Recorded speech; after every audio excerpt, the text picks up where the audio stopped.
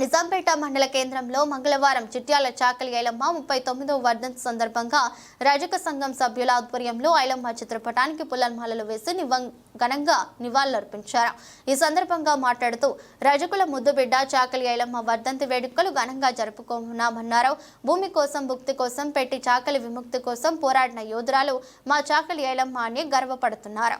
ఆమె ఆశయ సాధనకు కృషి చేస్తామన్నారు. ఈ కార్యక్రమంలో రజక సంఘం మండల అధ్యక్షులు దుబ్బరాజయ్య, పట్టణ అధ్యక్షులు మామిడాల లింగం, సంఘ పెద్దలు నవీన్, రజక కులస్తులు రాజు కుమార్, చిన్న తిరుమలయ్య, రమేష్ బాబు, శివకుమార్, రామకృష్ణ, పరశురాములు, రాజవ్వ, లక్ష్మి, దుబ్బవ్వ, గంగవ్వ తదితరులు పాల్గొన్నారు.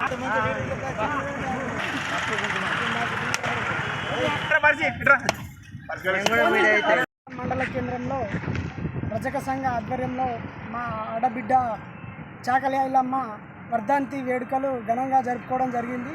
ఇట్టి ఐలమ్మ భూమి కోసం, ముక్తి కోసం, వెట్టి చాకలి విముక్తి కోసం పోరాడి వీరవనిత మా యొక్క చాకలి బిడ్డ అని మేము గర్వంగా చెప్పుకోవడానికి ఈరోజు మేము చాలా గర్వపడుతున్నాము. మరియు బాంచన్ కాల్మక్త అనే రోజులు కూడా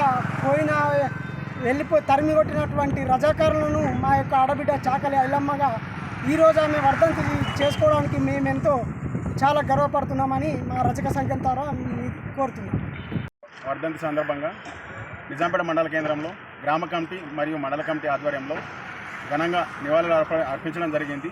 భవిష్యత్తులో ఐలమ్మ ఆశయాలను కొనసాగిస్తామని నిజాంపేట మండల కమిటీ తరఫున మేము కోరుకుంటున్నాము.